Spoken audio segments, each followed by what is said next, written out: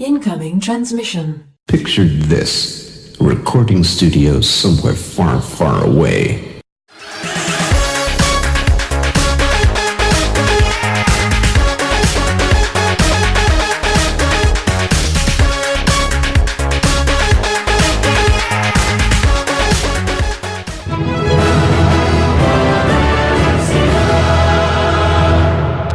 Welcome, Watchers of Illusion, to my Castle of Confusion on the 21st of November 2017, and I'm looking at Super G-Man on the ZX Spectrum. At first glance, you might be forgiven to think this was a Jetpack sequel, but it's not. It's kind of a cross between this and between Jetpack and Scramble, so it's quite amusing. So you play the part of G-Man there, and you basically got to go across the zones. You can see there at the bottom you have a fuel meter and an ammunition meter. The more you use your jetpack, the more fuel you use, and the more ammunition you use, obviously the more ammo you're going to do. Now the ammo really does seem to disappear at an alarming rate, I'm going to tell you. So be prepared to pick up a lot of ammo dumps and be careful. And also, the enemies in this game are very unforgiving. That big-nosed bugger there has just managed to annihilate me. You're going to see that a lot, by the way, as you can see there again. They're done by Codemasters, by the way. I mean, it's a fun little game, but it's frustrating as hell. And sometimes it's not through the player, by the way. It really is quite difficult at times to actually get yourself sorted. As you can see there, when you drop from a distance, you do bounce on the ground. So you've got to be careful of that as well, because if you bounce, and you bounce straight back into the enemy, you're going to die. Now, you're going to die a lot, and I'll tell you that now, you will. Now, there are teleports that you will find strewn across the levels, and there's one right there. So I'm going to try and jump in there and see where it takes us.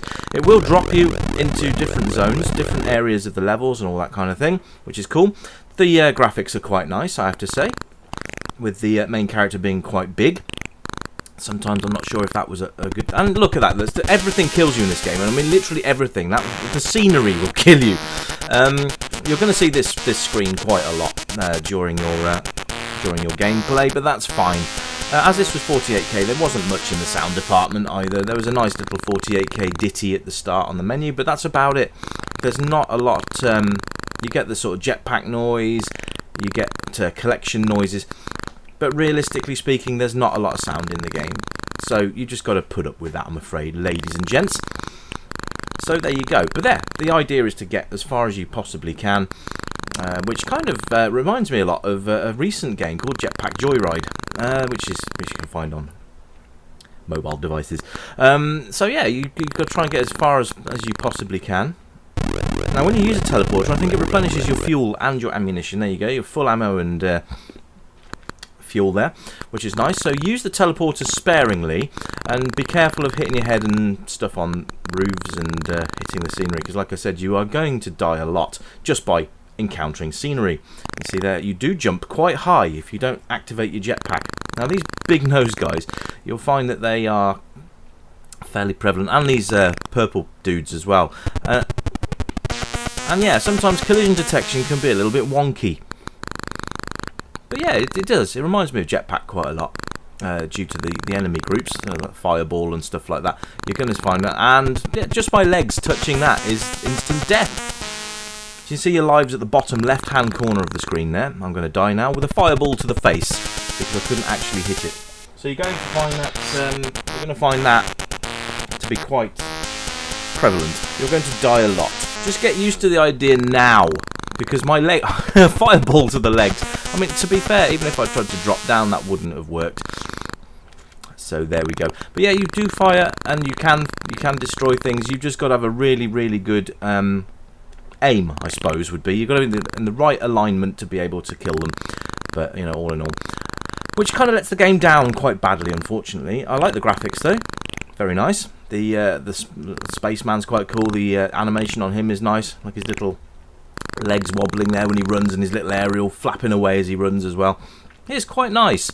The scrolling is smooth, I have to say. For 48k, that's actually quite nice.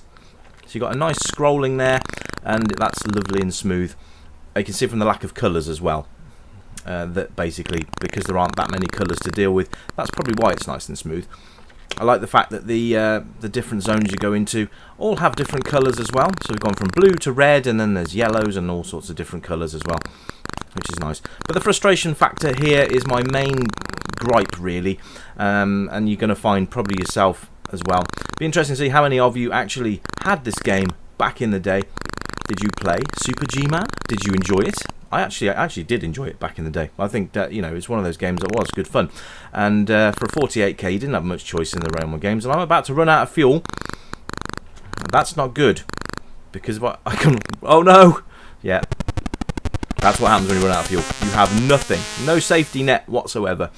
Anyway, guys, this has been Super G-Man on the ZX Spectrum, and I will catch you all on the next vid. Sorry about today. I've not been very well, so apologies. Hello, new subscribers, existing subscribers. I'll catch you on the next one. I've been Rich. This has been the Retro Revival Show. Bye for now.